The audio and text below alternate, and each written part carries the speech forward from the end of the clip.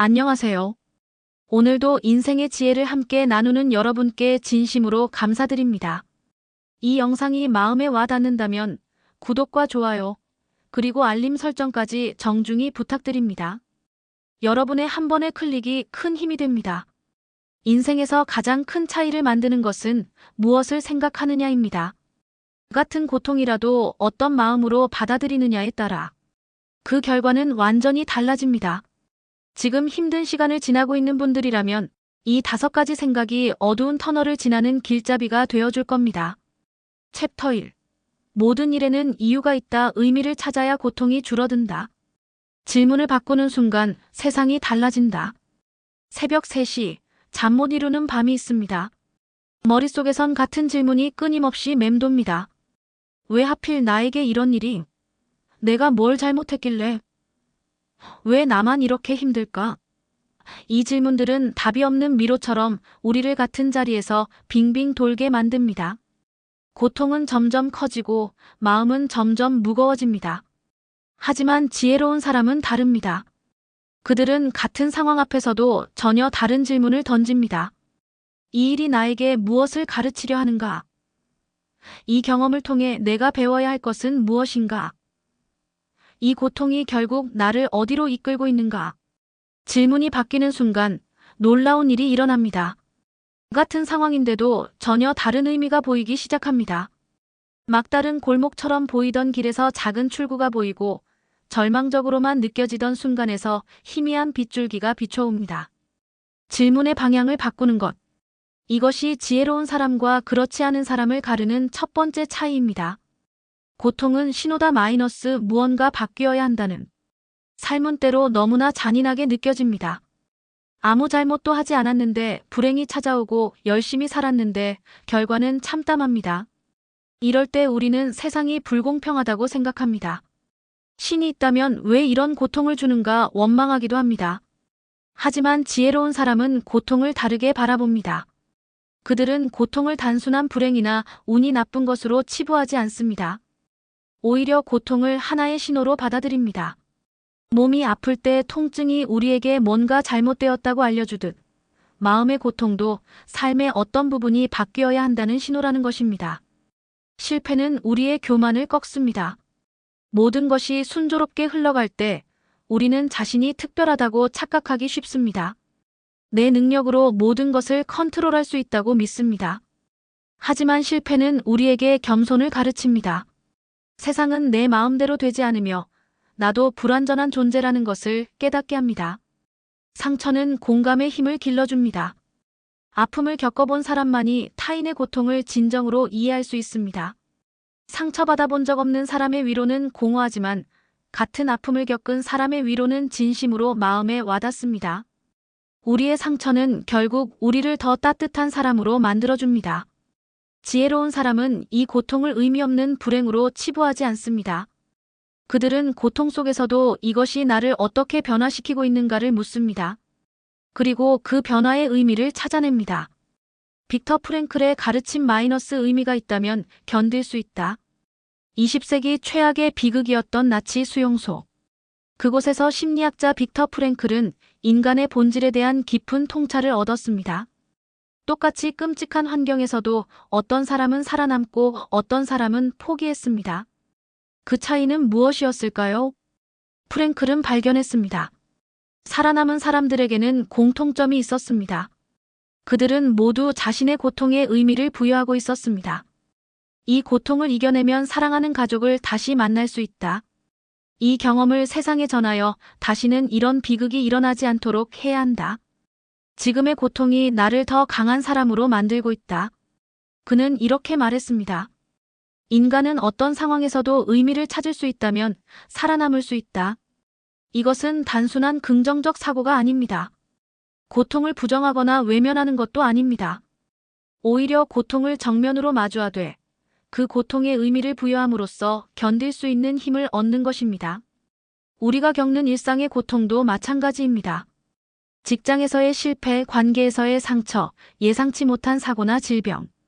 이 모든 것이 고통스럽습니다. 하지만 지혜로운 사람은 이런 경험에서도 의미를 찾아냅니다. 이 실패는 내가 진짜 하고 싶은 일이 무엇인지 깨닫게 해주었다. 이 이별은 나 자신을 사랑하는 법을 배우게 했다. 이 질병은 건강의 소중함과 지금 이 순간의 가치를 일깨워 주었다. 의미를 찾는 순간, 고통은 더 이상 무의미한 고통이 아닙니다. 그것은 성장의 과정이 되고 배움의 기회가 되며 결국 우리를 더 깊이 있는 사람으로 만들어주는 선물이 됩니다. 의미를 찾는 구체적인 방법들. 그렇다면 구체적으로 어떻게 고통 속에서 의미를 찾을 수 있을까요? 지혜로운 사람들이 실천하는 몇 가지 방법이 있습니다. 첫째, 거리를 두고 바라보기입니다. 고통의 한가운데 있을 때는 아무것도 보이지 않습니다. 마치 코를 벽에 바짝 붙이고 있으면 벽만 보이는 것처럼 고통에 너무 가까이 있으면 고통 그 자체밖에 보이지 않습니다. 하지만 한 걸음 물러서면 전체 그림이 보이기 시작합니다. 만약 10년 후에 내가 지금의 나를 본다면 이 상황을 어떻게 평가할까? 이런 질문을 던져보는 것입니다. 시간이라는 거리를 두고 바라보면 지금 당장은 끔찍해 보이는 일도 인생의 중요한 전환점이었음을 발견하게 됩니다. 둘째, 글로 쓰기입니다. 막연한 고통은 우리를 압도하지만 구체적으로 언어화된 고통은 다룰 수 있게 됩니다. 일기를 쓰면서 오늘 이런 일이 있었고 이런 감정을 느꼈다. 그런데 이 경험에서 내가 배운 것은 이라고 정리해보는 것입니다. 쓰는 과정 자체가 의미를 찾는 여정이 됩니다. 셋째, 누군가와 나누기입니다. 혼자서는 찾지 못했던 의미를 다른 사람과의 대화 속에서 발견할 때가 많습니다. 내가 겪은 그 일이 결국 너를 이렇게 성장시켰잖아라는 친구의 말 한마디가 우리가 미처 보지 못했던 의미를 일깨워줍니다. 넷째, 같은 고통을 겪은 사람들의 이야기를 듣기입니다. 책을 통해서든 강연을 통해서든 비슷한 경험을 한 사람들이 그 고통을 어떻게 의미로 전환시켰는지를 배우는 것입니다. 그들의 이야기는 우리에게 희망과 방향을 제시해 줍니다. 의미 찾기의 함정을 피하는 법. 하지만 여기서 주의해야 할 점이 있습니다. 의미 찾기가 고통을 정당화하는 도구가 되어서는 안 됩니다. 이 고통에는 다 이유가 있어라며 부당한 대우를 참거나 이것도 배움이야라며 벗어나야 할 상황에서 벗어나지 못하는 것은 지혜가 아닙니다. 지혜로운 사람은 의미를 찾되 동시에 변화시킬 수 있는 것은 변화시킵니다. 부당한 상황이라면 맞서 싸우고 해로운 관계라면 끊어낼 용기를 냅니다. 의미 찾기는 수동적으로 고통을 받아들이는 것이 아니라 능동적으로 고통을 성장의 발판으로 삼는 것입니다. 또한 모든 고통에 즉시 의미를 찾을 필요는 없습니다. 때로는 그냥 아파할 시간이 필요합니다. 슬픔을 충분히 느끼고 분노를 건강하게 표현하고 상처를 인정하는 시간 말입니다. 의미는 그 다음에 찾아도 늦지 않습니다. 아니, 오히려 감정을 충분히 경험한 후에야 진정한 의미가 보이기도 합니다. 성장하는 중이라는 믿음. 지혜로운 사람들이 공통적으로 가진 하나의 믿음이 있습니다. 이 경험이 나를 더 단단하게 만들고 있다는 믿음입니다. 이것은 맹목적인 낙관이 아닙니다. 과거를 돌아보면 실제로 그랬습니다. 당시에는 견딜 수 없을 것 같았던 일들이 결국 우리를 지금의 우리로 만들었습니다. 대학 입시에 실패했던 경험이 결국 더 맞는 길을 찾게 했고 첫사랑의 이별이 사랑의 의미를 더 깊이 이해하게 했으며 직장에서의 좌절이 진짜 하고 싶은 일을 찾게 만들었습니다. 돌이켜보면 모든 고통에는 나름의 역할이 있었습니다. 이 믿음이 있으면 흔들리지 않습니다. 지금 당장은 왜 이런 일이 일어났는지 이해할 수 없어도 언젠가는 알게 될 거야라는 믿음으로 버틸 수 있습니다. 그리고 실제로 시간이 지나면 그 의미가 보입니다. 단단해지는 과정. 고통을 통해 단단해진다는 것은 무엇을 의미할까요? 그것은 같은 상황에 다시 처해도 더 이상 무너지지 않는다는 뜻입니다. 처음 실패했을 때는 나락으로 떨어진 것 같았지만 두 번째 실패는 조금 더 담담히 받아들일 수 있습니다. 세 번째 실패쯤 되면 이것도 과정이구나 하며 빨리 일어설 수 있습니다. 이것은 둔감해지는 것과는 다릅니다. 여전히 아프지만 그 아픔이 나를 삼켜버리지는 않습니다. 여전히 슬프지만 그 슬픔 속에서도 한 발 한 발 나아갈 수 있습니다. 이것이 바로 고통을 통해 얻는 회복 탄력성입니다. 근육이 운동으로 더 강해지듯 마음도 고통을 통해 더 강해집니다. 물론 이것이 고통을 환영하라는 의미는 아닙니다. 다만 이미 찾아온 고통이라면 그것을 헛되이 낭비하지 말고 성장의 기회로 삼자는 것입니다. 결국 성장한다는 확신. 지혜로운 사람의 가장 큰 무기는 확신입니다. 이 고통이 지나가면 나는 더 성장해 있을 것이다라는 확신. 이 확신이 있기에 그들은 포기하지 않습니다. 힘든 시기를 보내는 지금 당신도 이 확신을 가져보시기 바랍니다. 지금의 고통이 무의미해 보여도, 지금의 상황이 절망적으로 느껴져도 이 모든 것이 결국 당신을 더 깊이 있고 단단한 사람으로 만들어줄 것입니다. 씨앗이 땅속에서 겪는 어둠과 압력이 싹을 틀 힘을 주듯 당신이 지금 겪는 고통도 당신 안에서 무언가를 싹트게 하고 있습니다. 그것이 무엇인지는 아직 모를 수 있습니다. 하지만 반드시 그럴 것입니다. 모든 일에는 이유가 있다는 말은 운명론이 아닙니다. 오히려 능동적인 선택입니다. 내게 일어난 일에 의미를 부여하고 그 의미를 통해 성장하기로 선택하는 것. 그것이 바로 지혜로운 사람이 사는 방식입니다. 오늘도 힘든 하루를 보내고 있다면 스스로에게 물어보십시오. 이 경험이 나에게 무엇을 가르치려 하는가? 그 질문이 당신을 절망에서 희망으로, 고통에서 성장으로 이끌어줄 것입니다.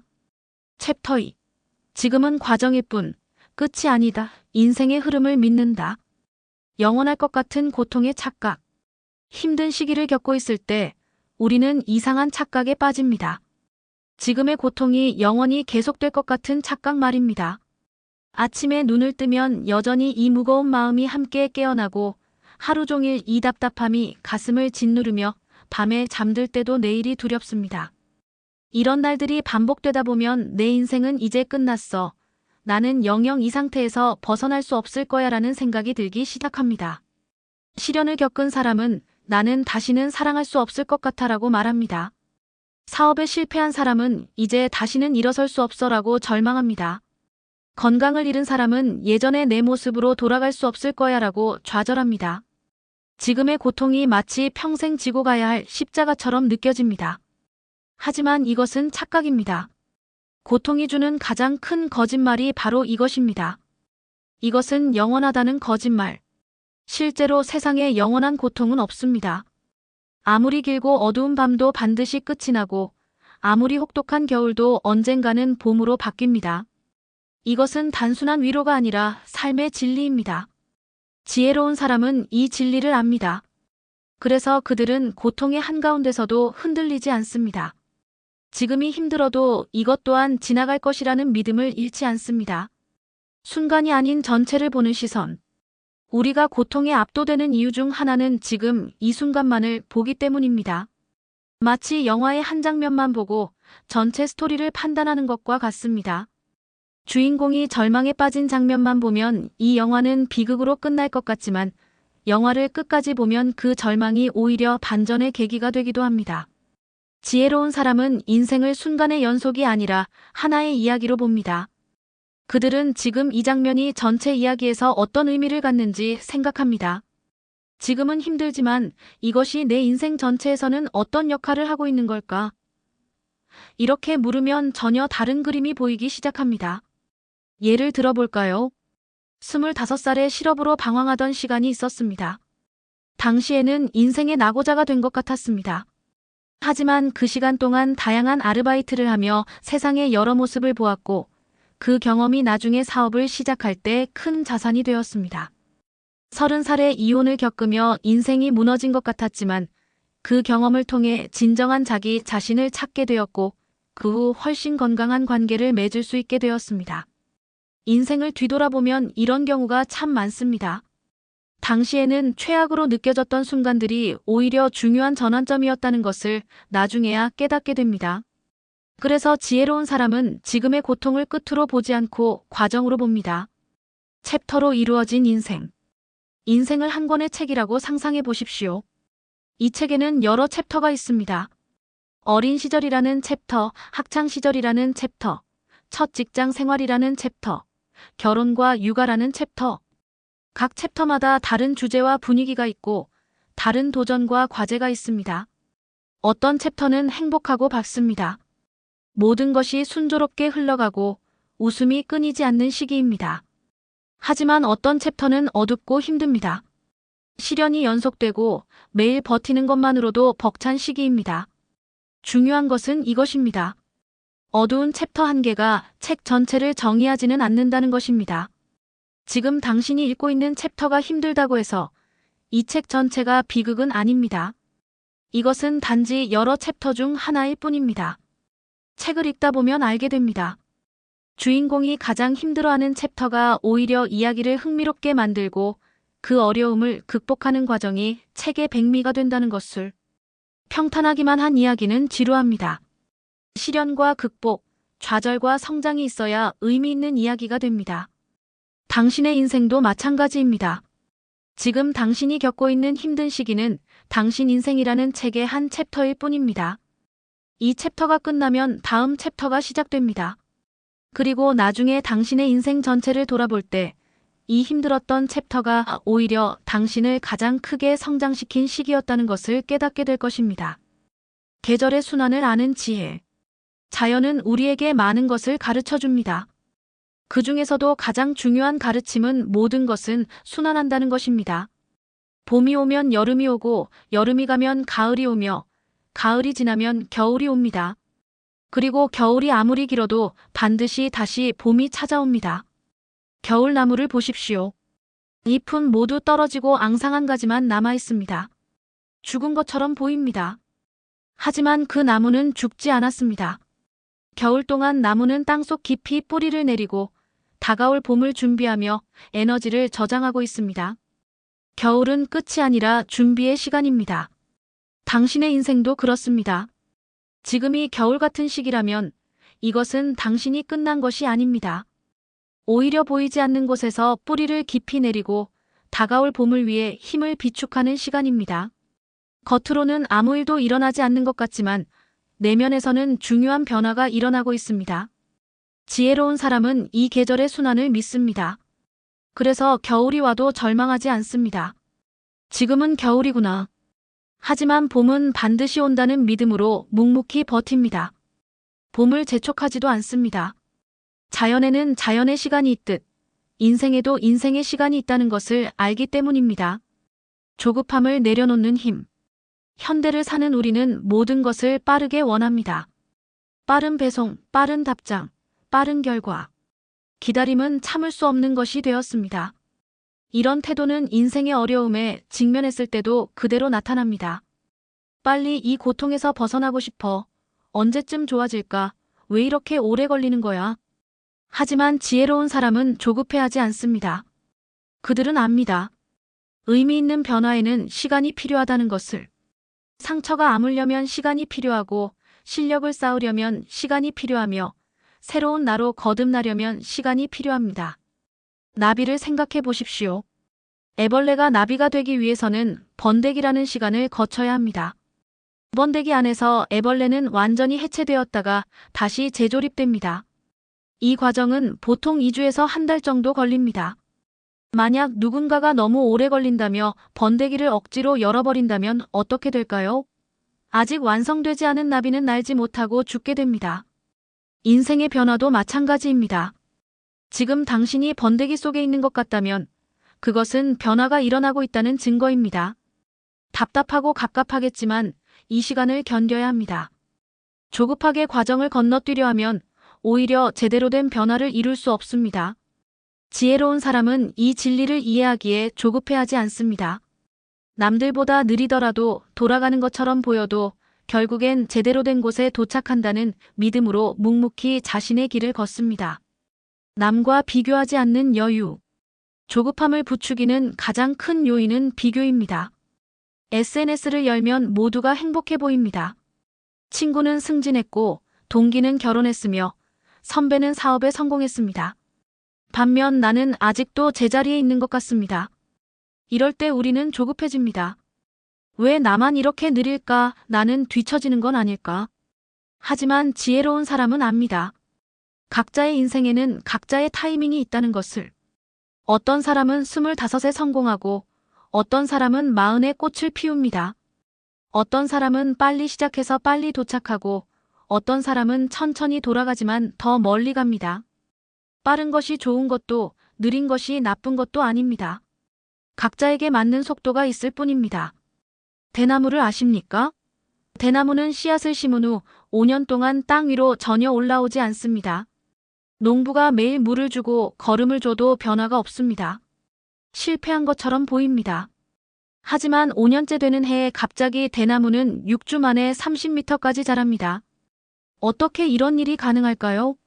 그 5년 동안 대나무는 땅속에서 광대한 뿌리 시스템을 만들고 있었던 것입니다. 당신도 지금 땅속에서 뿌리를 내리고 있는 중일 수 있습니다. 겉으로 보이는 성과는 없지만 보이지 않는 곳에서 중요한 준비가 진행되고 있습니다. 그러니 남들과 비교하며 조급해하지 마십시오. 당신의 5년이 끝나면 당신도 놀라운 속도로 성장할 것입니다. 지금은 내가 성장하는 중이다. 지혜로운 사람들이 자주 하는 말이 있습니다. 지금은 내가 성장하는 중이다. 이 한 문장이 주는 힘은 놀랍습니다. 같은 상황인데도 전혀 다른 의미를 갖게 됩니다. 실패했을 때 나는 실패자야 라고 생각하는 대신 지금은 내가 성장하는 중이야 라고 생각해 보십시오. 관계에서 상처받았을 때 나는 사랑받을 가치가 없어 라고 생각하는 대신 지금은 내가 사랑에 대해 배우는 중이야 라고 생각해 보십시오. 같은 일인데도 완전히 다른 느낌이 듭니다. 성장하는 중이라는 표현에는 희망이 담겨 있습니다. 아직 완성되지 않았지만 완성을 향해 가고 있다는 의미입니다. 지금은 부족하지만 이 과정을 거치면 더 나아질 것이라는 믿음입니다. 운동을 할 때 근육통이 오는 것을 생각해 보십시오. 근육통은 불편하지만 그것은 근육이 성장하고 있다는 신호입니다. 만약 근육통이 없다면 운동이 제대로 되지 않은 것입니다. 마찬가지로 인생에서 겪는 고통도 당신이 성장하고 있다는 신호일 수 있습니다. 물론 모든 고통이 다 의미 있는 것은 아닙니다. 불필요한 고통은 피해야 합니다. 하지만 피할 수 없이 찾아온 고통이라면, 그리고 그것이 당신을 무너뜨리는 대신 당신을 변화시키고 있다면 그것은 성장통입니다. 고통스럽지만 의미 있는 과정입니다. 과정을 신뢰하는 법. 지금은 과정이다라는 것을 머리로는 이해하지만 가슴으로 받아들이기는 쉽지 않습니다. 특히 고통이 길어질 때, 끝이 보이지 않을 때 우리는 다시 절망에 빠지기 쉽습니다. 어떻게 하면 과정을 진심으로 신뢰할 수 있을까요? 첫째, 과거를 돌아보는 것입니다. 당신도 과거에 비슷한 경험이 있을 것입니다. 당시에는 끝날 것 같지 않았지만 결국 끝난 고통들 말입니다. 그때를 기억해 보십시오. 그때도 그랬잖아. 영원할 것 같았지만 결국 지나갔어. 이번에도 그럴 거야. 과거의 경험이 현재의 믿음을 만들어줍니다. 둘째, 작은 변화를 기록하는 것입니다. 고통의 한가운데 있을 때는 아무 변화도 느껴지지 않습니다. 하지만 실제로는 매일 조금씩 변화가 일어나고 있습니다. 한 달 전의 나와 오늘의 나는 분명 다릅니다. 이 작은 변화들을 일기나 메모로 기록해 두십시오. 힘들 때 그것을 읽으면 아, 나는 조금씩이라도 나아지고 있구나라는 것을 확인할 수 있습니다. 셋째, 과정 자체에서 의미를 찾는 것입니다. 우리는 보통 결과만을 중요하게 생각합니다. 빨리 이 상황에서 벗어나야 해, 결과가 좋아야 해 하지만 진정으로 중요한 것은 과정에서 당신이 무엇을 배우고 어떻게 성장하는가입니다. 목적지도 중요하지만 그곳에 가는 여정이 당신을 만듭니다. 시간이 필요한 것들. 어떤 것들은 절대로 빨리 할 수 없습니다. 아무리 서두른다 해도 정해진 시간이 필요합니다. 임신은 10개월이 걸립니다. 9개월도 8개월도 아닌 10개월입니다. 아무리 급해도 이 시간을 단축할 수 없습니다. 나무가 자라는데도 수십 년이 걸립니다. 하루아침에 큰 나무가 되지 않습니다. 와인이 숙성되는데도 몇 년이 걸립니다. 서두르면 오히려 맛이 없습니다. 당신의 치유와 성장도 마찬가지입니다. 정해진 시간이 필요합니다. 상처가 아물고 새로운 관점을 갖게 되고 더 단단한 사람이 되기까지는 시간이 필요합니다. 이것을 서두를 수 없습니다. 지혜로운 사람은 이 시간을 존중합니다. 억지로 빨리 나아지려 하지 않습니다. 대신 이 시간을 충실히 경험합니다. 슬플 때는 슬퍼하고 화날 때는 화를 내고 외로울 때는 외로움을 느낍니다. 감정을 억누르거나 회피하지 않고 온전히 겪어냅니다. 그렇게 과정을 제대로 거칠 때 진정한 치유와 성장이 일어납니다. 끝이 아니라 전환점. 지금 당신이 겪고 있는 이 시기는 끝이 아닙니다. 이것은 전환점입니다. 당신 인생의 새로운 챕터가 시작되는 지점입니다. 지금은 어둡고 힘들지만 이 터널을 지나면 전혀 다른 풍경이 펼쳐질 것입니다. 역사를 보면 알 수 있습니다. 위대한 사람들의 인생에는 반드시 큰 위기가 있었습니다. 그리고 그 위기가 오히려 그들을 더 위대하게 만들었습니다. 스티브 잡스는 자신이 만든 회사에서 쫓겨났습니다. 그 시간이 그에게는 인생 최악의 순간이었습니다. 하지만 그는 나중에 이렇게 말했습니다. 애플에서 쫓겨난 것은 내 인생 최고의 일이었다. 그 시기 동안 그는 픽사를 만들었고 자신의 스타일을 재정립했으며 나중에 애플로 돌아와 더 위대한 업적을 이루었습니다. 당신의 이야기도 그럴 것입니다. 지금의 이 힘든 시기가 나중에는 그때 덕분에 지금의 내가 있다는 이야기가 될 것입니다. 지금은 그것을 믿기 어렵겠지만 시간이 증명해 줄 것입니다. 계속 걸어가는 용기. 지혜로운 사람의 위대함은 특별한 능력에 있지 않습니다.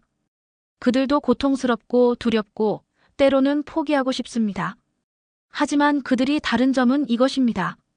그럼에도 불구하고 계속 걸어간다는 것입니다.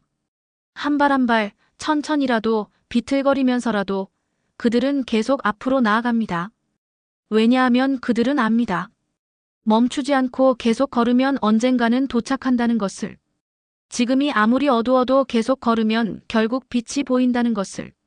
당신도 계속 걸으십시오.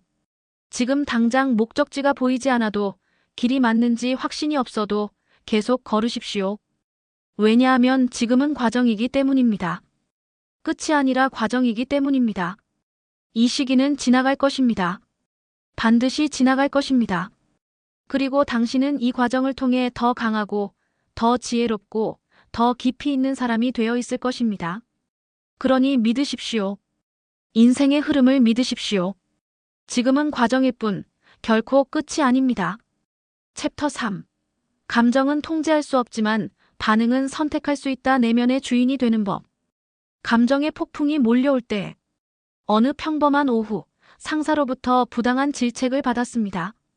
순간 얼굴이 화끈거리며 심장이 쿵쾅거립니다. 분노가 온몸을 타고 올라옵니다. 손이 떨리고 목소리가 떨립니다. 당장이라도 책상을 박차고 일어나 소리를 지르고 싶습니다. 이 모든 것이 1초도 안 되는 시간에 일어납니다. 또 다른 날 오랜 친구로부터 배신당했다는 사실을 알게 되었습니다. 가슴이 무너지는 것 같습니다. 눈물이 쏟아지고 숨쉬기조차 힘듭니다. 믿었던 사람에게 받은 상처는 칼로 베인 것보다 더 아픕니다. 세상이 온통 회색빛으로 보이고 앞으로 누구도 믿을 수 없을 것 같습니다. 우리가 힘든 이유 중 하나는 바로 이것입니다. 상황 그 자체가 아니라 그 상황에 대한 감정의 폭풍 때문입니다. 실제로 일어난 일보다 그 일에 대한 우리의 감정적 반응이 우리를 더 힘들게 만듭니다. 누군가의 무례한 말 한마디가 하루 종일 우리를 괴롭히고 작은 실수 하나가 며칠 동안 우리를 자책하게 만듭니다. 감정은 강력합니다. 순식간에 우리를 장악하고 이성을 마비시키며 후회할 행동을 하게 만듭니다. 화가 난 상태에서 보낸 문자 메시지, 슬픔에 빠져내린 충동적인 결정, 불안에 휩싸여 놓친 기회들. 우리는 모두 감정에 이끌려 후회한 경험이 있습니다. 그렇다면 어떻게 해야 할까요? 감정을 없앨 수는 없습니다. 감정은 인간의 본질적인 부분입니다. 하지만 지혜로운 사람은 압니다. 감정은 통제할 수 없지만 그 감정에 대한 반응은 선택할 수 있다는 것을. 감정과 반응 사이의 공간. 오스트리아의 정신과 의사이자 홀로코스트 생존자인 빅터 프랭클은 이런 말을 남겼습니다. 자극과 반응 사이에는 공간이 있다. 그 공간에 우리의 반응을 선택할 수 있는 힘이 있다. 우리의 성장과 자유는 그 반응에 달려 있다. 이 말의 의미를 생각해 봅시다. 누군가 당신에게 모욕적인 말을 했습니다. 이것이 자극입니다. 당신은 화가 납니다. 이것이 감정입니다. 여기까지는 자동적입니다. 당신이 선택할 여지가 없습니다. 감정은 자동으로 올라옵니다. 하지만 이제부터가 중요합니다. 화가 난 감정을 느낀 후 당신은 어떻게 반응할 것인가? 즉시 화를 내며 소리를 지를 것인가? 참았다가 나중에 냉정하게 대화할 것인가? 아니면 상대방이 왜 그런 말을 했는지 이해하려 노력할 것인가? 이것은 당신의 선택입니다. 자극 모욕적인 말, 감정 분노 공간, 반응 당신의 선택. 바로 이 공간이 핵심입니다. 지혜로운 사람은 이 공간을 알고 있습니다. 감정과 행동 사이에 잠깐의 틈이 있다는 것을, 그리고 그 틈에서 자신의 반응을 선택할 수 있다는 것을 압니다. 반면 지혜롭지 못한 사람은 이 공간을 모릅니다. 그들에게는 감정과 반응이 하나로 연결되어 있습니다. 화가 나면 바로 소리를 지르고, 슬프면 즉시 무너지고, 불안하면 곧장 회피합니다. 감정이 곧 행동이 됩니다. 그래서 나중에 후회합니다. 왜 그랬을까? 내가 왜 그렇게 행동했을까? 감정을 느끼되 감정이 되지 않기. 지혜로운 사람은 감정을 억누르지 않습니다. 감정을 없애려고 하지도 않습니다. 오히려 감정을 온전히 느낍니다. 화가 날 때는 나는 지금 화가 나는구나라고 인식합니다. 슬플 때는 지금 내 마음이 슬프구나라고 받아들입니다. 하지만 여기서 중요한 차이가 있습니다. 그들은 감정을 느끼지만 감정이 되지는 않습니다. 무슨 말일까요? 감정을 느낀다는 건 나는 지금 화가 난다. 감정이 된다는 건 나는 화 자체다. 첫 번째는 관찰입니다. 나와 내 감정 사이에 약간의 거리가 있습니다. 나는 화를 느끼는 사람이지 화 그 자체는 아닙니다. 두 번째는 동일시입니다. 나와 감정이 완전히 하나가 되어버립니다. 화가 나를 완전히 장악합니다. 예를 들어봅시다. 당신이 차를 운전하다가 다른 차가 갑자기 끼어듭니다. 순간 화가 치밀어 오릅니다. 동일시하는 사람 저 XX. 어떻게 감히. 즉시 경적을 울리고 욕을 하고 위험하게 따라붙습니다. 화가 그 사람을 완전히 지배합니다. 관찰하는 사람 화가 나네. 심장이 빨리 뛰고 얼굴이 뜨거워진다. 지금 나는 화가 난 상태구나. 하지만 잠깐 이 감정에 휘둘려서 위험한 운전을 할 필요는 없지. 심호흡을 하고 속도를 줄입니다. 두 사람 모두 화를 느꼈습니다. 감정 자체는 같습니다. 하지만 그 감정에 대한 반응이 완전히 다릅니다.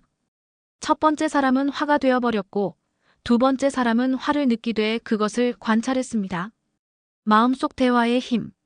지혜로운 사람들은 감정을 느낄 때 자기 자신과 대화를 나눕니다. 이것은 이상한 행동이 아닙니다. 오히려 매우 건강하고 효과적인 방법입니다.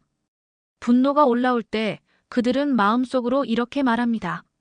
그래, 지금 화가 많이 났어. 당연히 화날 만한 상황이야. 하지만 잠깐만. 이 화를 그대로 표출하면 어떻게 될까? 상황이 나아질까? 아니면 더 악화될까? 5분만 기다렸다가 대응하면 안 될까? 슬픔이 밀려올 때도 마찬가지입니다. 지금 정말 슬프구나. 가슴이 무너지는 것 같아. 울고 싶어. 괜찮아, 울어도 돼. 하지만 이 슬픔이 영원하지는 않아. 예전에도 이렇게 슬펐던 적이 있었는데 그것도 지나갔잖아. 이번에도 지나갈 거야. 불안이 엄습할 때는 이렇게 말합니다.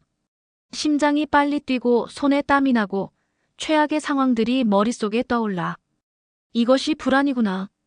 하지만 잠깐, 이 생각들이 다 현실이 되는 건 아니잖아. 내가 걱정하는 것의 90%는 실제로 일어나지 않았어. 심호흡을 하고 지금 이 순간에 집중하자. 이런 내면의 대화가 마법처럼 즉시 감정을 없애주지는 않습니다. 여전히 화가 나고 여전히 슬프고 여전히 불안합니다. 하지만 중요한 변화가 일어납니다. 감정에 완전히 삼켜지는 대신 감정과 약간의 거리를 둘 수 있게 됩니다. 그 작은 거리가 무너질 뻔한 마음을 지켜줍니다. 감정의 파도 타기. 서핑을 해본 적이 있습니까? 서핑의 핵심은 파도를 거스르거나 피하는 것이 아니라 파도를 타는 것입니다. 파도가 올 때 정면으로 맞서면 넘어집니다. 그렇다고 파도를 피하려고만 하면 앞으로 나아갈 수 없습니다.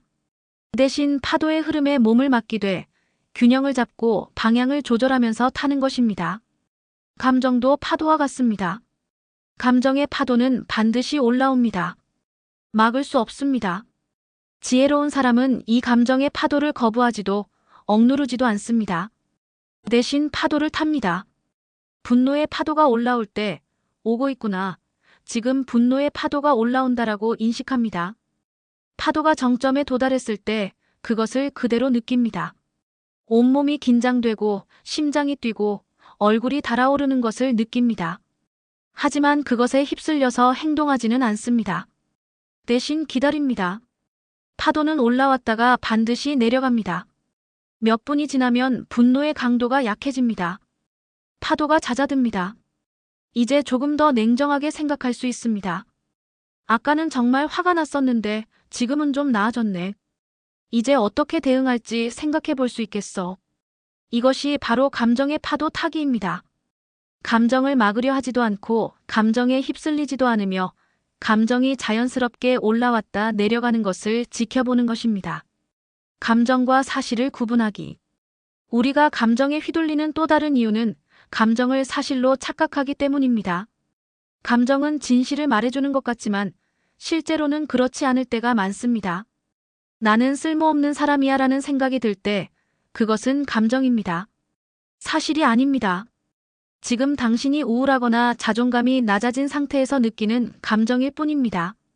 실제로 당신은 많은 가치 있는 일을 하고 있고 많은 사람들에게 도움을 주고 있을 수 있습니다. 아무도 나를 사랑하지 않아라는 생각이 들 때 그것도 감정입니다. 지금 외롭고 상처받은 상태에서 세상을 보는 렌즈일 뿐입니다. 실제로 당신을 아끼는 사람들이 있을 것입니다. 나는 이것을 절대 해낼 수 없어라는 생각이 들 때 그것은 두려움이라는 감정이 만든 예측입니다.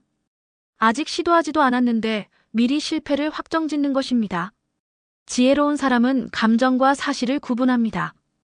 감정을 느낄 때 그들은 자신에게 묻습니다. 이것은 감정인가 사실인가? 나는 쓸모없다고 느껴진다. 하지만 사실인가? 아니다. 나는 이번 주에만 3가지 중요한 일을 해냈다. 그것은 사실이다. 아무도 나를 사랑하지 않는다고 느껴진다. 하지만 사실인가? 아니다. 어제 친구가 먼저 전화해서 안부를 물었다. 그것은 사실이다. 이것을 해낼 수 없을 것 같다고 느껴진다. 하지만 사실인가? 모른다. 아직 시도하지 않았으니 알 수 없다.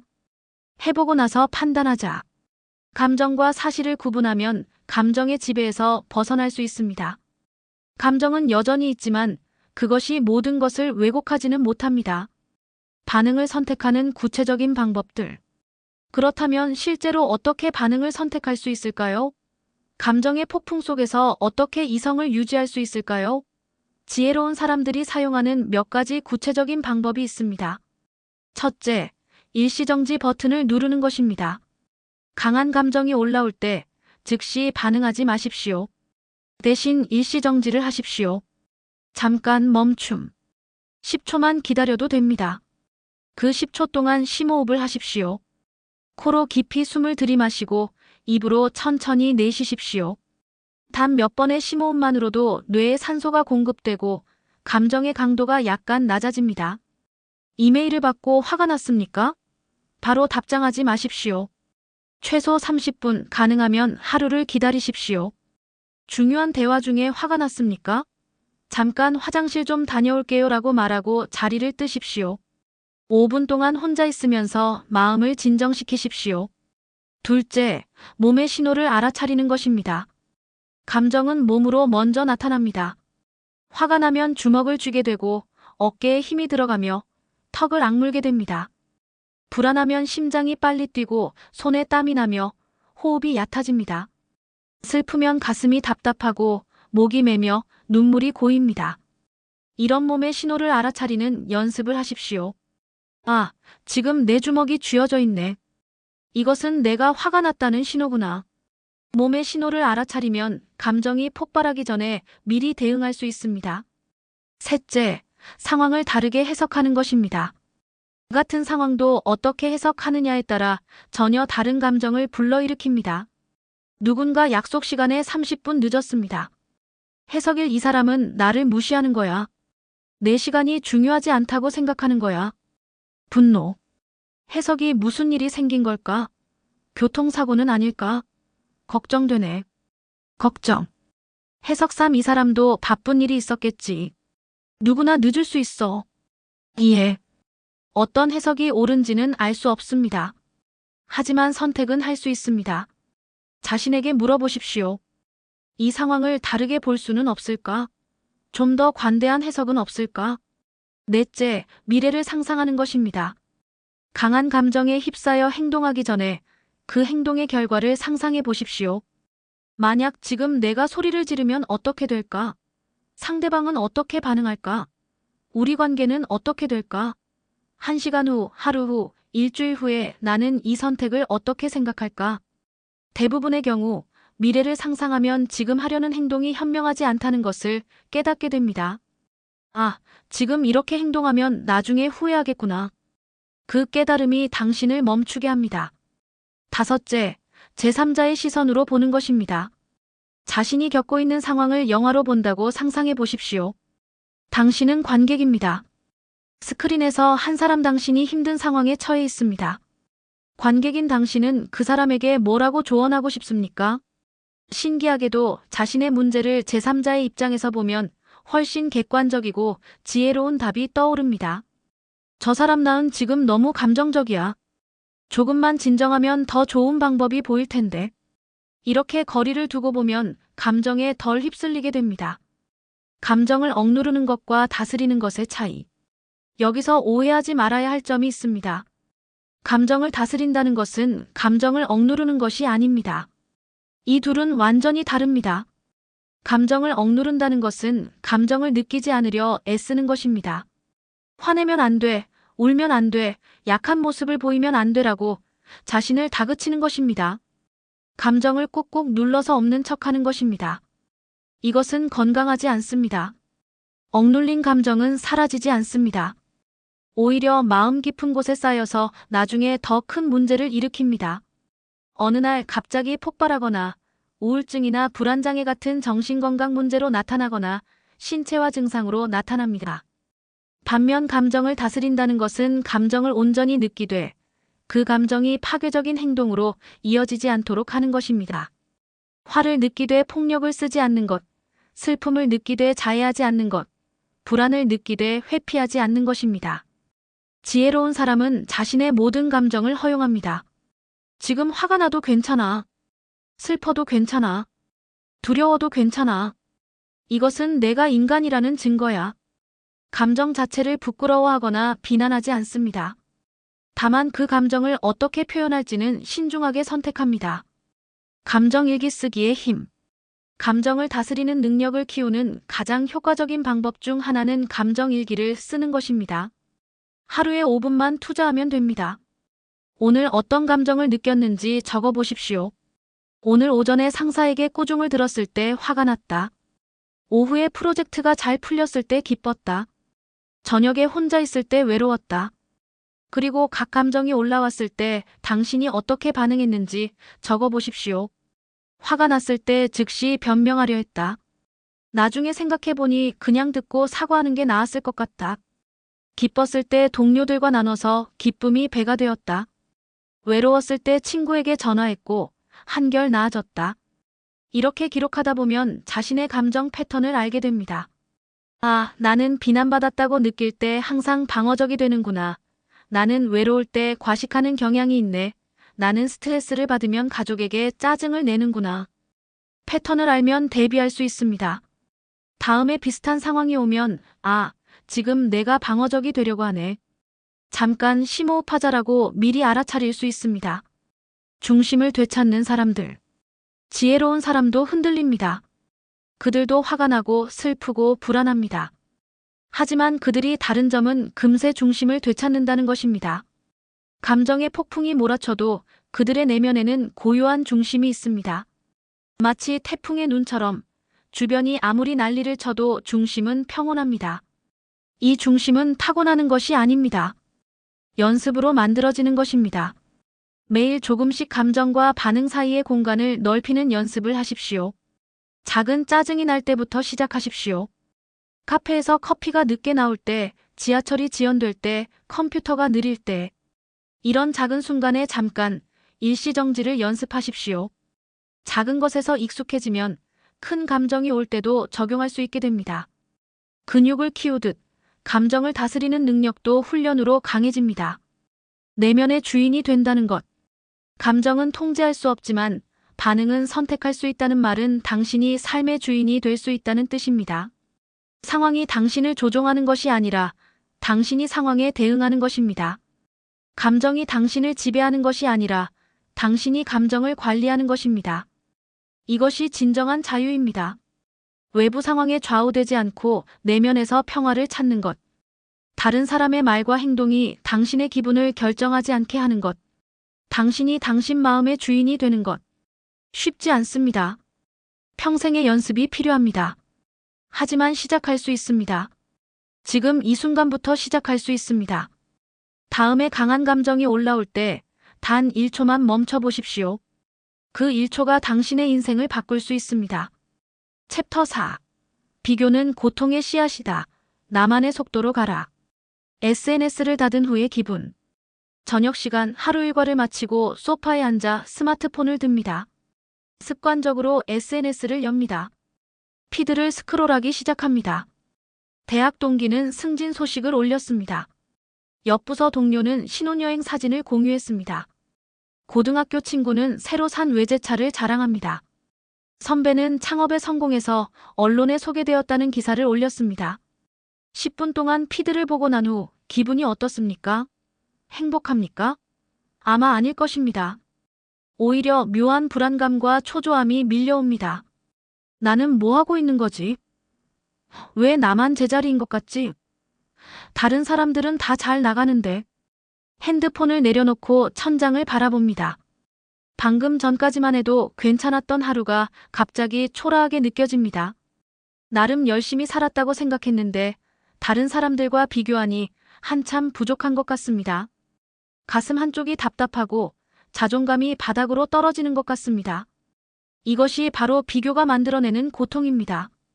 당신의 삶 자체는 변하지 않았습니다. 10분 전의 당신과 지금의 당신은 똑같습니다. 하지만 다른 사람들의 성공을 보고 난 후 당신의 삶이 갑자기 불행해 보입니다. 비교는 이렇게 우리의 행복을 순식간에 앗아갑니다. 비교는 인간의 본능이다. 비교는 나쁜 습관이 아닙니다. 사실 비교는 인간의 본능입니다. 우리 뇌는 비교를 통해 세상을 이해하도록 설계되어 있습니다. 크고 작음, 빠르고 느림, 좋고 나쁨. 모든 것을 상대적으로 판단합니다. 진화론적으로 보면 비교는 생존에 필수적이었습니다. 부족 안에서 자신의 위치를 파악하고 더 나은 사냥꾼이 되기 위해 노력하고 더 많은 자원을 얻기 위해 경쟁하는 것. 이 모든 것이 비교를 통해 이루어졌습니다. 문제는 현대 사회입니다. 과거에는 비교 대상이 제한적이었습니다. 같은 마을에 사는 몇십 명, 많아야 몇백 명. 그들과 자신을 비교했습니다. 하지만 지금은 어떻습니까? SNS를 통해 전 세계 수십억 명과 연결되어 있습니다. 비교 대상이 무한대로 늘어났습니다. 게다가 SNS에 올라오는 것은 사람들의 하이라이트입니다. 누구도 자신의 실패, 좌절, 평범한 일상을 올리지 않습니다. 모두가 가장 행복하고 성공적인 순간만을 공유합니다. 우리는 다른 사람들의 하이라이트와 우리의 일상을 비교합니다. 당연히 우리 삶이 초라해 보입니다. 친구가 하와이 여행 사진을 올렸을 때 우리는 그 친구가 그 여행을 위해 1년 동안 저축했다는 것, 일주일 내내 야근을 했다는 것, 여행 중에 부부싸움을 했다는 것은 보지 못합니다. 우리는 완벽한 석양을 배경으로 웃고 있는 사진만 봅니다. 그리고 생각합니다. 저 사람은 참 행복하겠다. 나는 언제쯤 저렇게 살 수 있을까? 비교는 자신을 갉아먹는 독. 비교가 왜 문제일까요? 비교는 동기부여가 되지 않느냐고 물을 수 있습니다. 다른 사람의 성공을 보고 자극받아 더 열심히 하는 것이 나쁜가요? 때로는 긍정적인 자극이 될 수도 있습니다. 하지만 대부분의 경우 비교는 우리를 좌절시킵니다. 왜냐하면 비교는 절대 끝이 없기 때문입니다. 항상 나보다 더 잘난 사람이 있습니다. 항상 나보다 더 많이 가진 사람이 있습니다. 항상 나보다 더 빨리 성공한 사람이 있습니다. 연봉 5천만 원을 받으면 행복할 것 같습니까? 그런데 동기는 7천만 원을 받습니다. 갑자기 5천도 적어 보입니다. 7천을 받으면 만족할 것 같습니까? 그런데 선배는 억대 연봉을 받습니다. 다시 초라해집니다. 억대 연봉을 받으면 재벌 2세를 보면 또 부족해 보입니다. 이것이 바로 쾌락의 쳇바퀴어다닉 트레드밀입니다. 아무리 달려도 제자리 걸음입니다. 목표를 이뤄도 새로운 비교 대상이 나타나고 다시 부족함을 느낍니다. 비교를 멈추지 않는 한 영원히 만족할 수 없습니다. 더 큰 문제는 비교가 자존감을 갉아먹는다는 것입니다. 끊임없이 나는 부족해, 나는 뒤처져, 나는 실패자야라는 메시지를 자신에게 보냅니다. 이것이 반복되면 우울증, 불안장애, 번아웃으로 이어집니다. 실제로 연구 결과가 이를 뒷받침합니다. SNS 사용 시간이 길수록 우울증과 불안 수준이 높다고 합니다. 특히 다른 사람들과 자신을 비교하는 경향이 강한 사람일수록 정신건강이 나쁩니다. 비교는 문자 그대로 우리를 병들게 합니다. 지혜로운 사람은 비교하지 않는다. 그렇다면 지혜로운 사람은 어떻게 할까요? 그들도 다른 사람의 성공을 봅니다. 그들도 때로 부러움을 느낍니다. 하지만 그들은 거기서 멈춥니다. 비교로 이어지지 않습니다. 핵심적인 차이는 이것입니다. 지혜로운 사람은 다른 사람의 성공이 자신의 실패를 의미하지 않는다는 것을 압니다. 누군가 승진했다고 해서 당신이 실패한 것이 아닙니다. 누군가 결혼했다고 해서 당신이 뒤처진 것이 아닙니다. 누군가 부자가 되었다고 해서 당신이 가난한 것이 아닙니다. 인생은 제로섬 게임이 아닙니다. 다른 사람이 이긴다고 해서 당신이 지는 것이 아닙니다. 인생은 경주가 아닙니다. 모두가 다른 출발선에서 시작하고 다른 목적지를 향해 가며 다른 장애물을 만납니다. 같은 트랙에서 달리지 않는데 어떻게 비교할 수 있습니까? 지혜로운 사람은 이렇게 생각합니다. 저 사람은 저 사람의 삶을 살고 있고 나는 나의 삶을 살고 있다. 저 사람의 성공을 축하한다. 하지만 그것이 내 가치를 떨어뜨리지 않는다. 시기를 배움으로 바꾸는 기술. 완전히 비교하지 않기는 쉽지 않습니다. 인간인 이상 어느 정도의 비교는 자동으로 일어납니다. 하지만 지혜로운 사람은 비교의 방향을 바꿉니다. 시기의 시선이 아니라 성장의 시선으로 봅니다. 누군가 당신보다 먼저 성공했을 때 두 가지 반응이 가능합니다. 시기의 시선, 저 사람은 운이 좋았어. 나보다 조건이 좋았어. 불공평해. 왜 나는 안 되는 거지? 성장의 시선, 저 사람은 어떻게 저렇게 했을까? 무엇을 다르게 했을까? 나도 배울 점이 있을까? 같은 상황인데도 시선이 다르면 결과가 완전히 달라집니다. 시기의 시선은 당신을 피해자로 만들고 아무것도 배우지 못하게 합니다.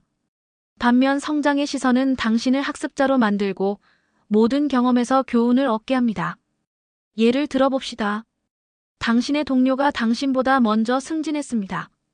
시기의 시선, 저 사람은 상사한테 잘 보였어. 아부를 잘해서 그래. 실력은 나보다 못한데. 성장의 시선, 저 사람은 어떤 점이 좋았을까? 발표를 잘하더라. 나도 발표 능력을 키워야겠다. 프로젝트 관리도 철저했어. 나도 그 부분을 배워야겠다. 둘 중 어느 것이 당신의 성장에 도움이 될까요? 당연히 후자입니다. 지혜로운 사람은 다른 사람의 성공을 자신을 발전시킬 기회로 삼습니다. 시기하는 대신 배웁니다. 실제로 성공한 사람들을 보면 이런 경향이 뚜렷합니다. 그들은 멘토를 찾습니다. 자신보다 앞서간 사람들을 관찰하고 그들의 전략을 배웁니다. 저 사람은 시기할 대상이 아니라 저 사람은 배울 대상으로 봅니다. 물론 이것도 쉽지 않습니다. 특히 그 사람이 당신과 비슷한 조건에서 시작했는데 앞서갔을 때 시기심이 올라오는 것은 자연스럽습니다. 하지만 그 감정을 인정하고 그 다음 단계로 나아가는 것입니다. 아, 지금 나 시기하고 있구나. 괜찮아, 인간적인 감정이야.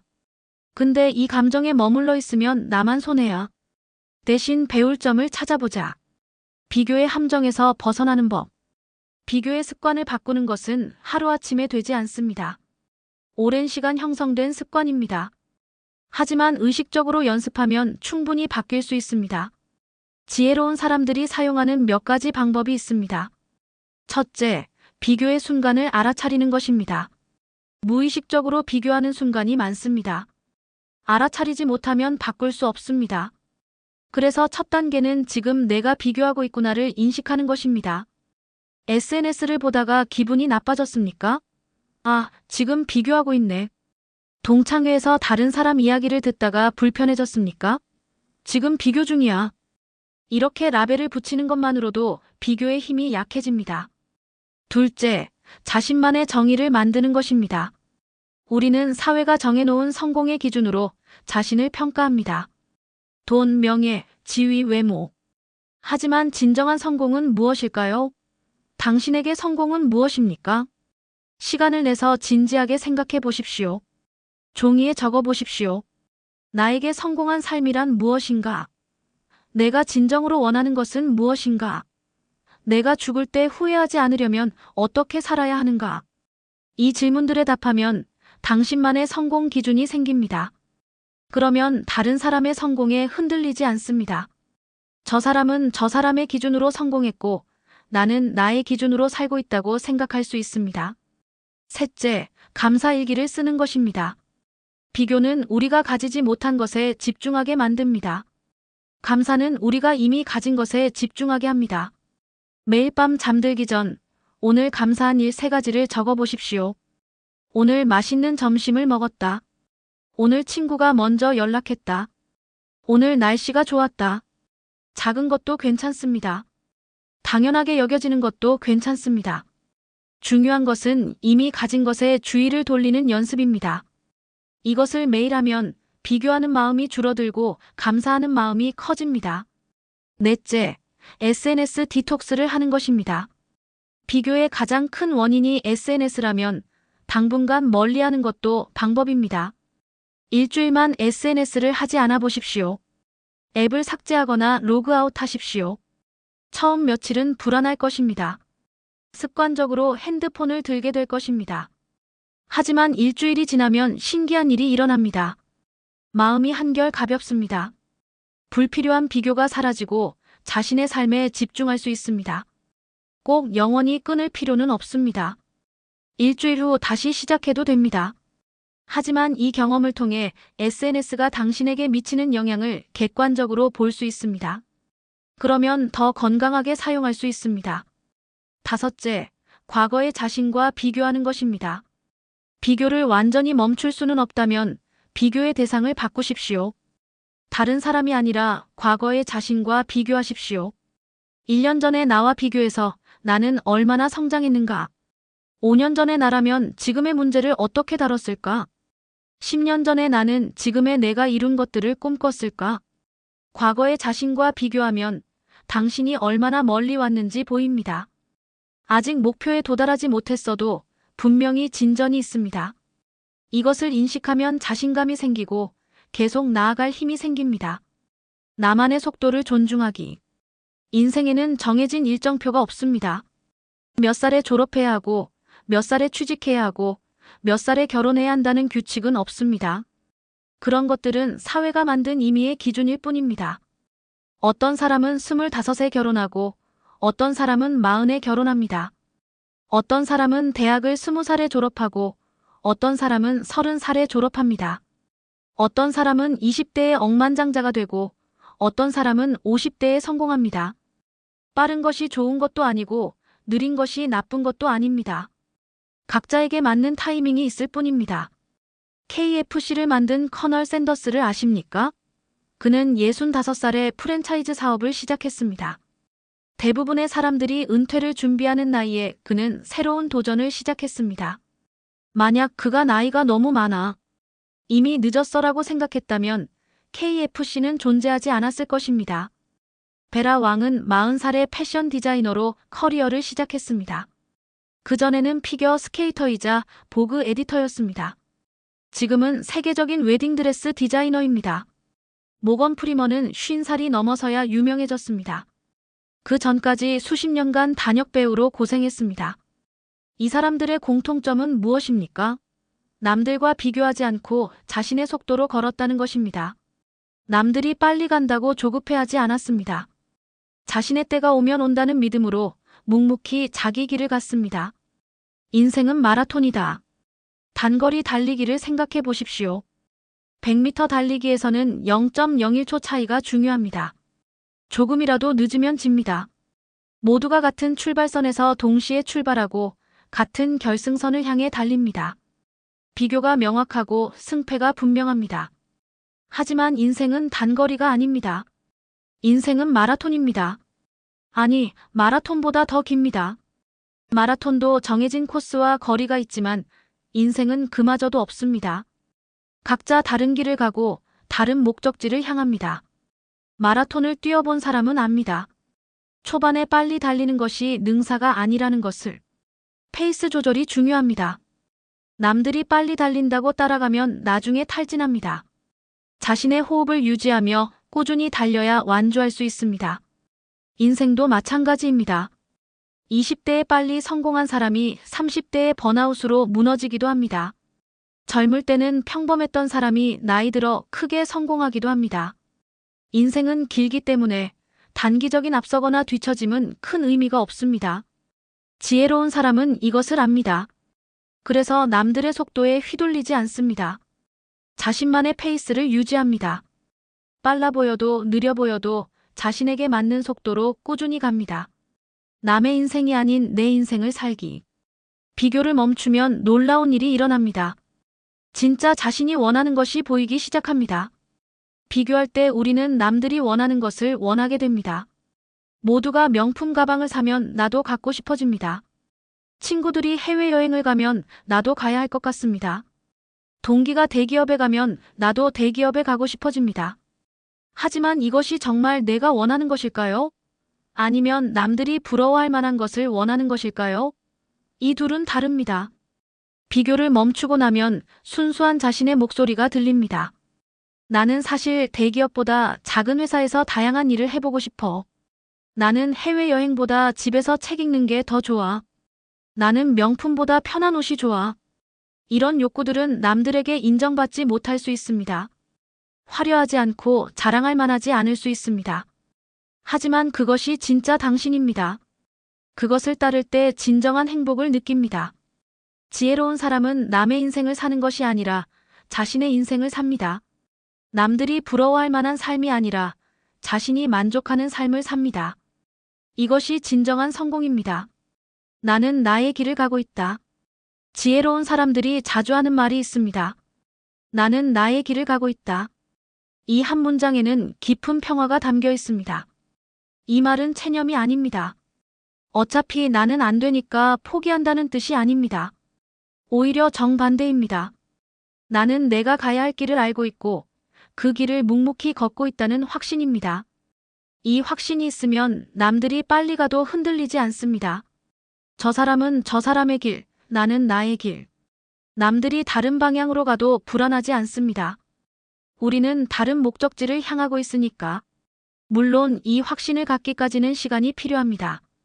자신이 무엇을 원하는지, 어디로 가고 있는지 명확하지 않을 때는 남들의 길이 더 좋아 보입니다. 그래서 중요한 것은 자기 자신을 아는 것입니다. 시간을 내서 자신을 탐구하십시오. 나는 무엇을 할 때 행복한가? 내가 진정으로 잘하는 것은 무엇인가? 내가 죽을 때 이룬 것으로 남기고 싶은 것은 무엇인가? 이런 질문들의 답을 찾으면 당신만의 길이 보입니다. 그 길을 걸을 때 남들과 비교할 필요가 없어집니다. 왜냐하면 비교 자체가 무의미하기 때문입니다. 각자 다른 길을 가는데 어떻게 비교합니까? 비교 없는 삶의 자유. 비교를 멈추면 엄청난 에너지가 절약됩니다. 생각해 보십시오. 우리가 비교에 쓰는 시간과 에너지를. SNS를 보며 부러워하는 시간, 남들의 성공에 좌절하는 시간, 자신을 남과 비교하며 자책하는 시간. 이 모든 시간과 에너지를 자신의 성장에 쓴다면 어떻게 될까요? 남을 시기하는 대신 자신을 발전시킨다면, 남의 삶을 부러워하는 대신 자신의 삶을 가꾼다면, 비교를 멈춘 사람들이 공통적으로 하는 말이 있습니다. 이제야 진짜 내 삶을 사는 것 같다. 이렇게 마음이 편할 수가 없다. 왜 진작 이렇게 하지 못했을까? 비교 없는 삶은 자유로운 삶입니다. 남들의 시선에서 자유롭고 사회의 기대에서 자유롭고 끊임없는 경쟁에서 자유롭습니다. 마침내 자기 자신으로 살 수 있습니다. 가장 멀리 가는 사람. 거북이와 토끼 이야기를 기억하십니까? 토끼는 빨랐지만 교만했습니다. 거북이는 느렸지만 꾸준했습니다. 결국 누가 이겼습니까? 인생도 그렇습니다. 빠르게 시작한 사람이 항상 멀리 가는 것은 아닙니다. 때로는 천천히, 꾸준히 가는 사람이 가장 멀리 갑니다. 지혜로운 사람은 조용히 자신의 길을 걷습니다. 주변의 소음에 귀 기울이지 않습니다. 남들이 앞서가도 뒤처져도 신경 쓰지 않습니다. 그저 한 걸음 한 걸음 자신의 길을 갑니다. 그 길이 더디더라도 돌아가는 것처럼 보여도 스스로의 방향이 맞다면 걱정하지 않습니다.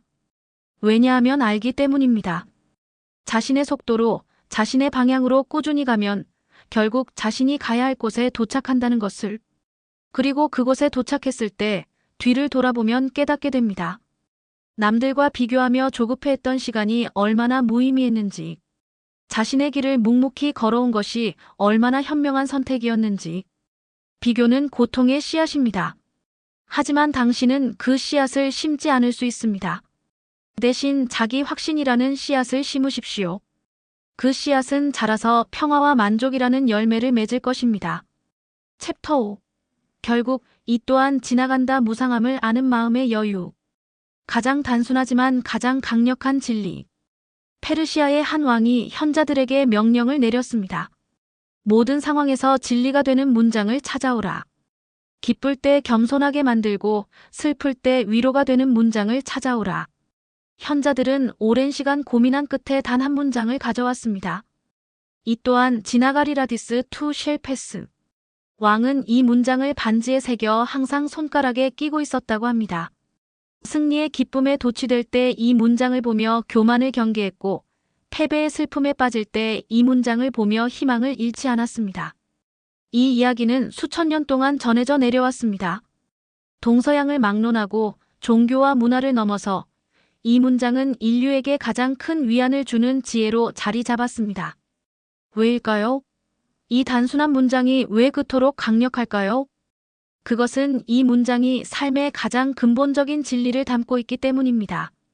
세상의 모든 것은 변합니다. 영원한 것은 없습니다.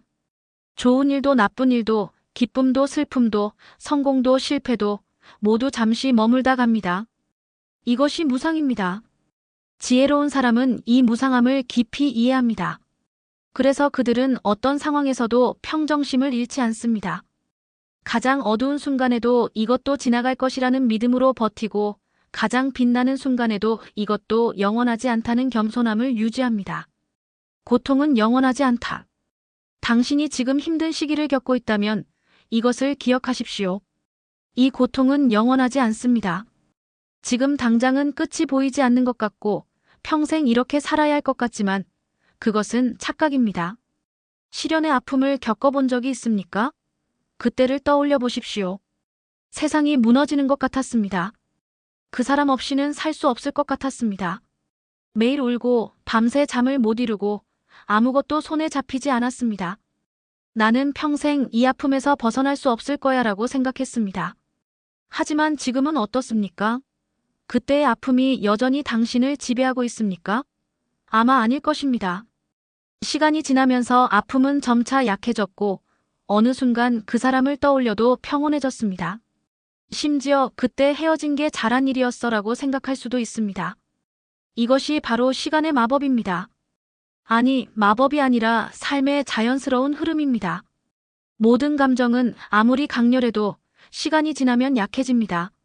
모든 상황은 아무리 끔찍해도 결국은 변합니다. 작년에 당신을 괴롭혔던 문제를 기억합니까? 그것이 지금도 여전히 문제입니까? 아마 대부분은 해결되었거나 아니면 이제는 중요하지 않게 느껴질 것입니다. 3년 전, 5년 전, 10년 전에 당신을 힘들게 했던 일들을 떠올려 보십시오. 당시에는 끝이 없을 것 같았지만 모두 지나갔습니다. 이것이 주는 교훈은 명확합니다. 지금 당신이 겪고 있는 고통도 아무리 견디기 힘들어도 반드시 지나갈 것입니다. 이것은 희망찬 상상이 아니라 확실한 사실입니다. 기쁨도 영원하지 않다. 하지만 무상함은 고통에만 적용되는 것이 아닙니다. 기쁨도 마찬가지입니다. 이것이 때로는 슬픈 진실처럼 느껴지지만 실은 우리를 자유롭게 만드는 지혜입니다. 승진했을 때, 복권에 당첨되었을 때, 사랑하는 사람을 만났을 때 우리는 엄청난 기쁨을 느낍니다. 그 순간 세상이 완벽해 보입니다. 이제 모든 게 잘 될 거야. 영원히 행복할 거야 라고 생각합니다. 하지만 그 기쁨도 영원하지 않습니다. 몇 주, 몇 달이 지나면 그 강렬했던 감정은 점차 일상이 됩니다. 심리학에서는 이것을 쾌락 적응 어다닉 애덕테이션이라고 부릅니다. 인간은 어떤 상황에도 적응하도록 설계되어 있습니다. 좋은 것에도 나쁜 것에도 적응합니다. 복권 당첨자를 연구한 결과가 있습니다. 놀랍게도 당첨 1년 후의 행복도는 당첨 전과 비슷한 수준으로 돌아갔다고 합니다. 처음에는 엄청난 기쁨을 느꼈지만 시간이 지나면서 그것이 당연해지고 새로운 걱정과 문제가 생겼습니다. 이것이 슬픈 소식입니까? 아닙니다. 오히려 이것은 우리를 자유롭게 합니다. 왜냐하면 이것은 행복은 외부 조건에 달려있지 않다는 것을 의미하기 때문입니다. 좋은 일이 생긴다고 영원히 행복해지는 것도 아니고 나쁜 일이 생긴다고 영원히 불행해지는 것도 아닙니다. 진정한 행복은 외부가 아니라 내면에서 옵니다.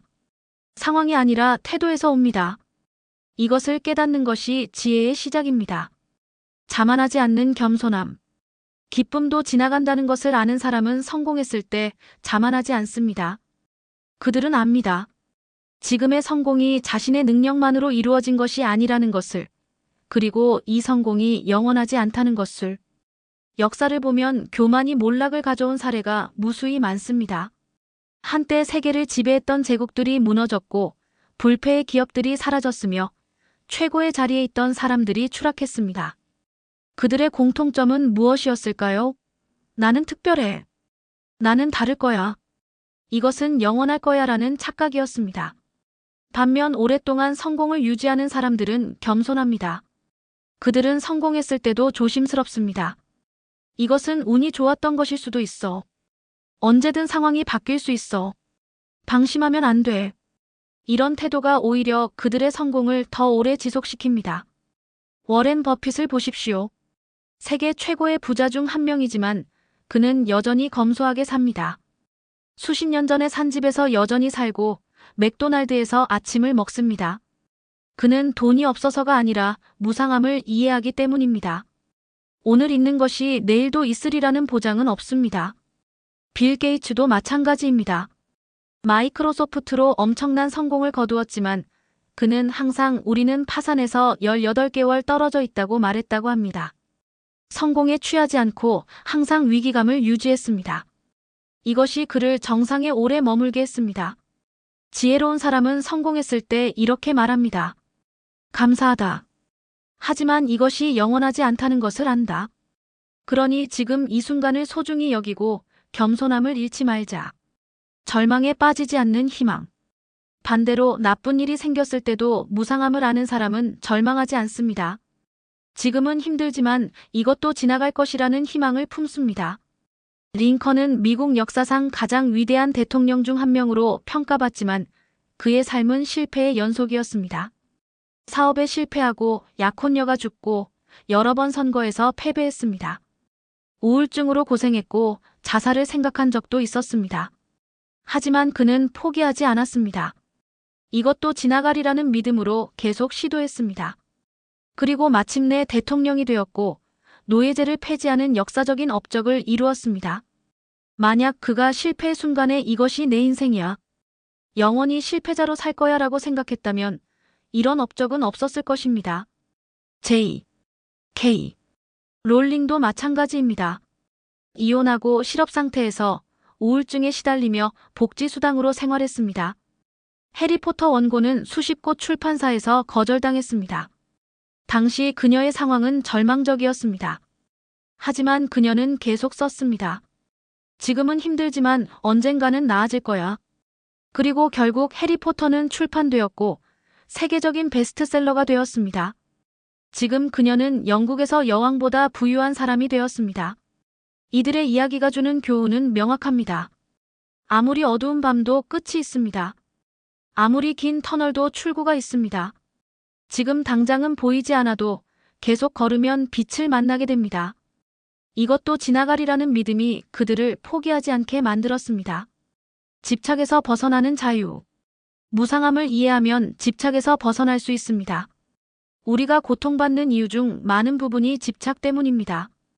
영원하지 않은 것을 영원하다고 착각하고 그것을 붙잡으려 애쓰는 것입니다. 건강에 집착합니다. 나는 절대 늙지 않을 거야.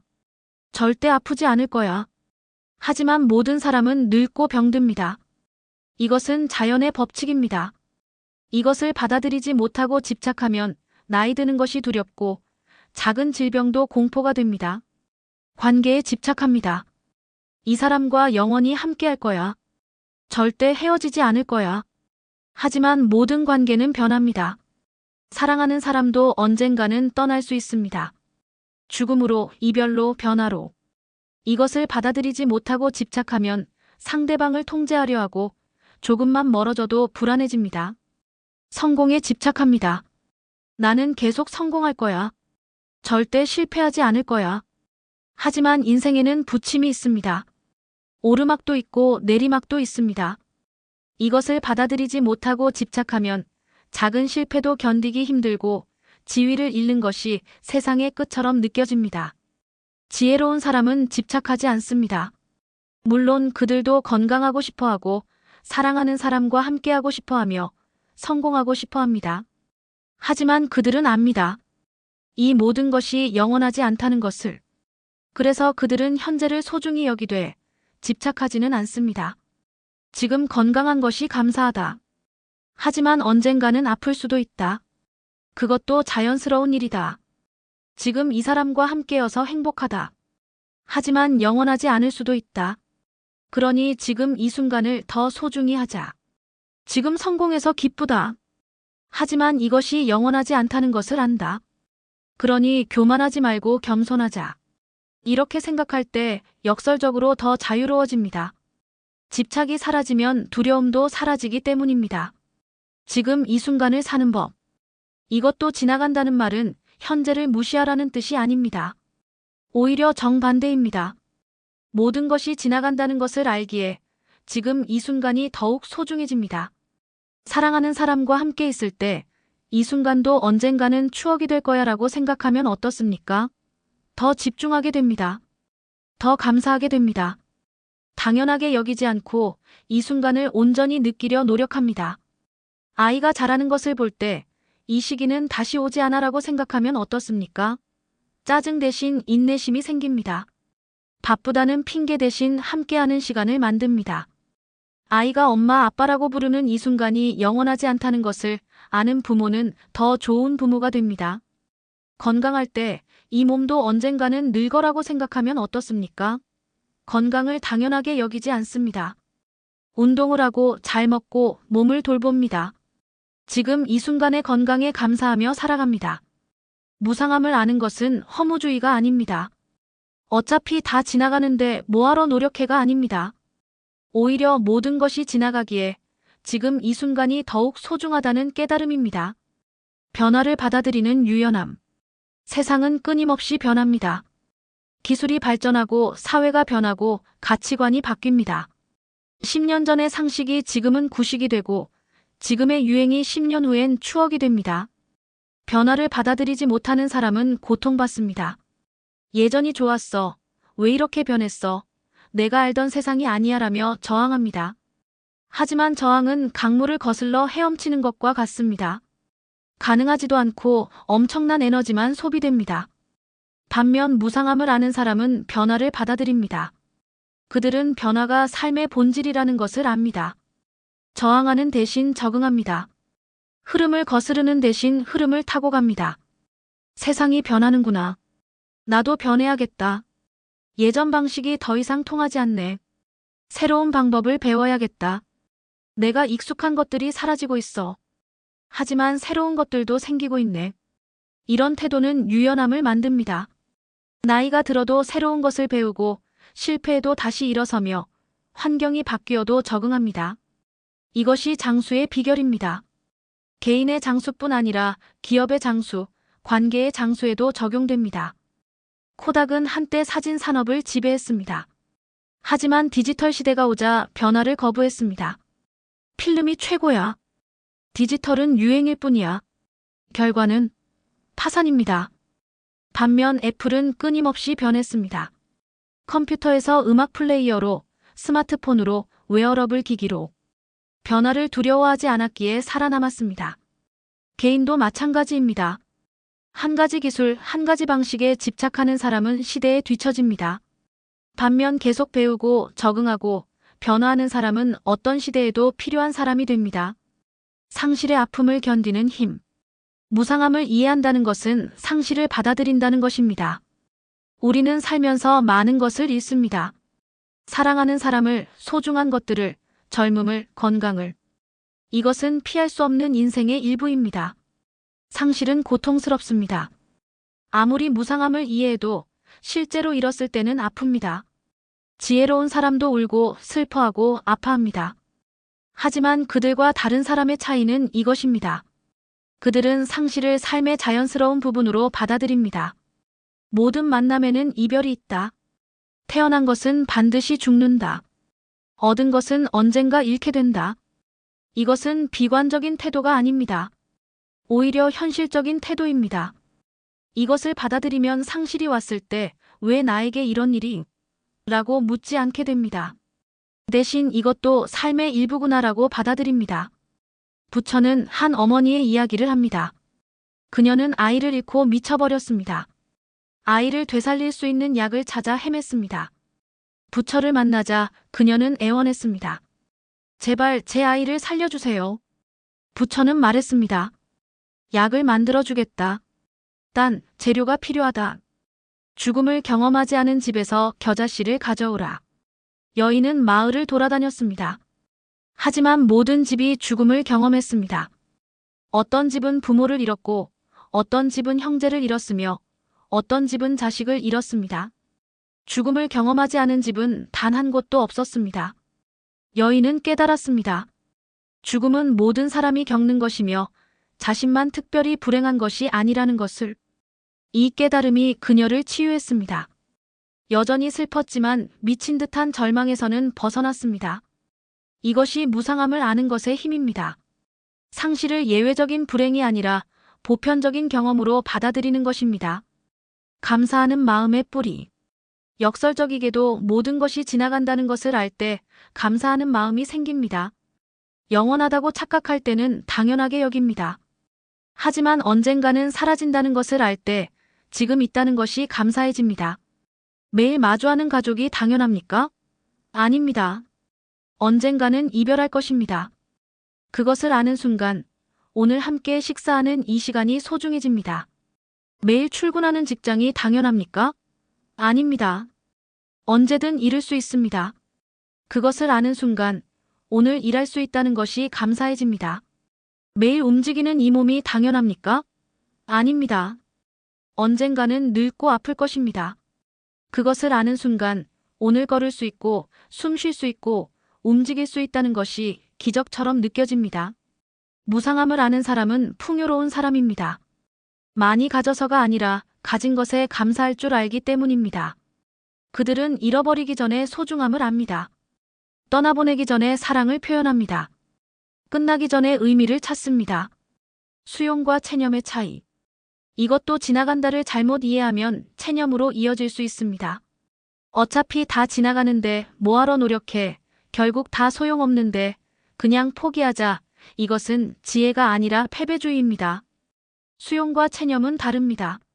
체념은 손을 놓는 것입니다. 노력을 멈추고 희망을 버리고 그냥 상황에 굴복하는 것입니다. 반면 수용은 현실을 인정하되 최선을 다하는 것입니다. 지금 이 상황은 힘들다. 이것은 사실이다. 하지만 이것도 지나갈 것이다. 그러니 포기하지 말고 계속 나아가자. 이것이 수용입니다. 현실을 부정하지 않고 그렇다고 굴복하지도 않습니다. 상황을 있는 그대로 보되 그 안에서 할 수 있는 최선을 다합니다. 암 진단을 받은 환자를 생각해 봅시다. 체념하는 사람은 어차피 죽을 텐데 뭐하러 치료를 받아라고 말합니다. 하지만 수용하는 사람은 암에 걸렸다. 이것은 사실이다. 하지만 치료하면 나을 수도 있다. 설령 못 나아도 남은 시간을 최선을 다해 살자라고 말합니다. 둘 다 죽음을 인정합니다. 하지만 태도가 완전히 다릅니다. 체념은 삶을 포기하지만 수용은 더 충실하게 살게 만듭니다. 평정심의 근원. 이것도 지나간다는 말은 감정의 롤러코스터에서 내려오게 합니다.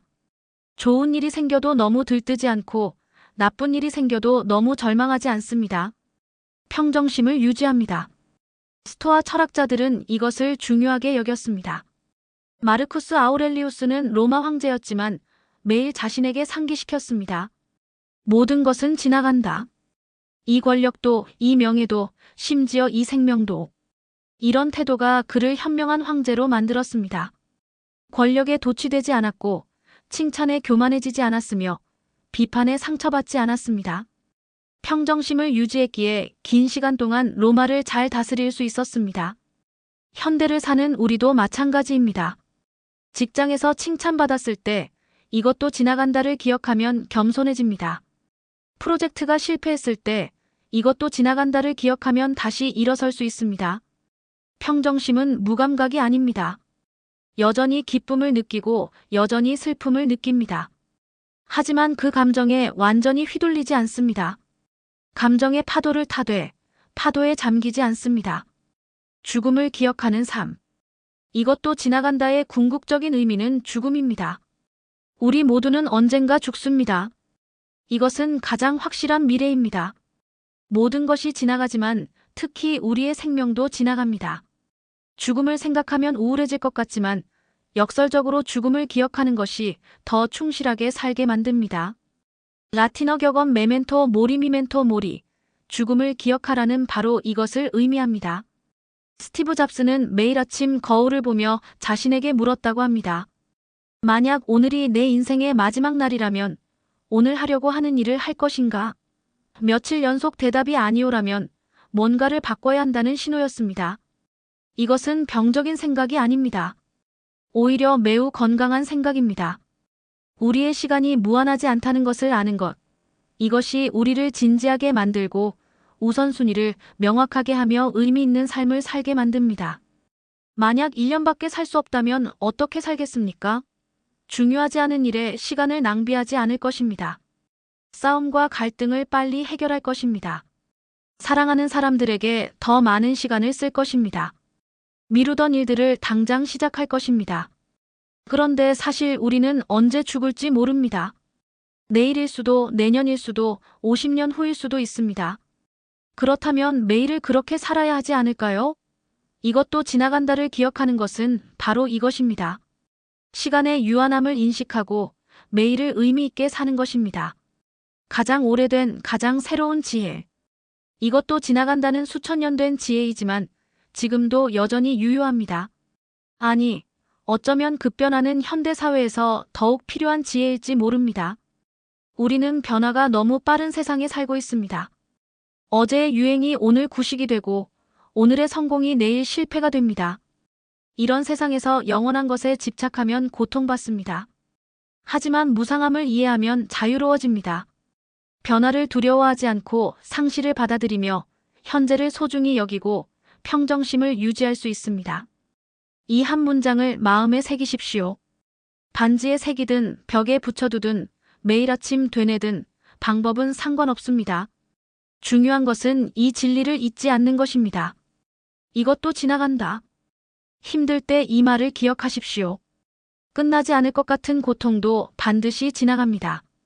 희망을 잃지 마십시오. 기쁠 때도 이 말을 기억하십시오. 이 행복도 영원하지 않습니다. 교만하지 말고 감사하십시오. 평범한 날에도 이 말을 기억하십시오. 오늘도 지나갑니다. 당연하게 여기지 말고 소중히 여기십시오. 이 단순한 문장이 당신의 인생을 바꿀 것입니다. 고통을 견디는 힘을 주고 기쁨을 더 깊이 느끼게 하며 평정심 있게 살아가게 할 것입니다. 세상은 언제나 변하고 고통조차 영원하지 않다는 것을 아는 사람. 그 사람이 바로 지혜로운 사람입니다. 인생이 힘든 이유는 우리가 아직 배우는 중이기 때문입니다. 오늘 소개한 5가지 생각. 1. 모든 일에는 이유가 있다. 2. 지금은 과정일 뿐이다. 3. 감정보다 반응을 선택하라. 4. 비교 대신 성장에 집중하라. 5. 이 또한 지나간다. 이 5가지 마음가짐은 당신이 어떤 시련 속에서도 꺼지지 않게 지켜줄 내면의 등불이 될 것입니다. 오늘의 영상이 마음에 와닿았다면 구독과 좋아요, 그리고 따뜻한 댓글 한 줄 부탁드립니다. 그 한마디가 이 채널에 큰 힘이 됩니다. 끝까지 시청해주셔서 감사합니다. 다음 영상에서 더 깊은 인생의 지혜로 찾아뵙겠습니다.